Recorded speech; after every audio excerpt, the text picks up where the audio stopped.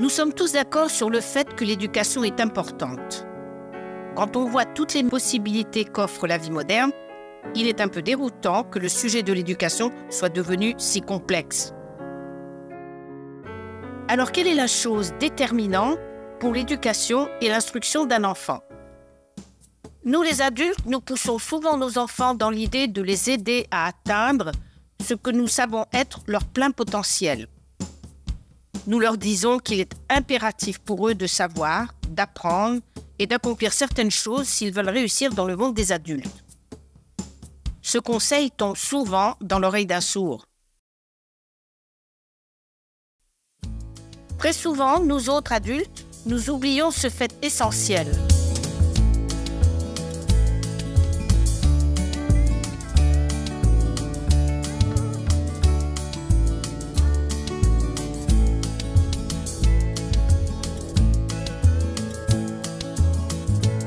Il ne suffit pas de lui dire quelle bonne raison il aurait de faire tout cela, par exemple qu'il lui faut avoir un diplôme ou réussir un examen. Il doit trouver une raison qui lui soit propre, qui corresponde à ses objectifs et ses intérêts personnels, si l'on veut que cela lui paraisse utile dans la vie. La détermination à atteindre un objectif constitue la meilleure motivation qui soit, et c'est ce qui pousse tout individu à agir, même un enfant. Lorsque vous voyez quelqu'un de désespérément apathique, paresseux ou n'ayant aucun intérêt pour apprendre une certaine chose, aidez-le à déterminer ses objectifs. En quoi le fait de savoir cela lui sera-t-il utile à lui ou à elle et l'aidera-t-il à atteindre ses buts et à réaliser ses aspirations?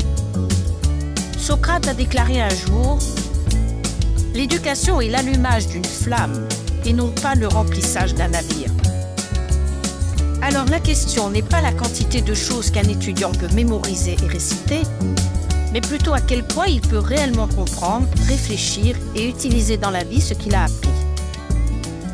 Ses capacités et sa soif de connaissance sont infinies.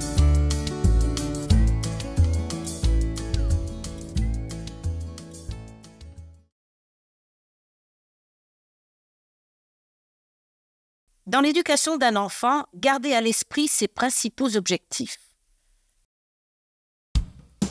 Aidez-le à acquérir des compétences et des capacités utiles. Donnez-lui envie d'étudier et d'apprendre. Et ouvrez-lui le monde de la connaissance.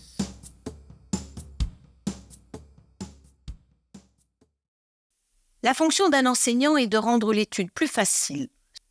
Tout bon enseignant vous dira qu'enseigner ne consiste pas à montrer à quel point on est intelligent. L'enseignement consiste à aider les autres à apprendre, à transmettre des connaissances de façon qu'ils puissent les comprendre et se sentir concernés par ces connaissances.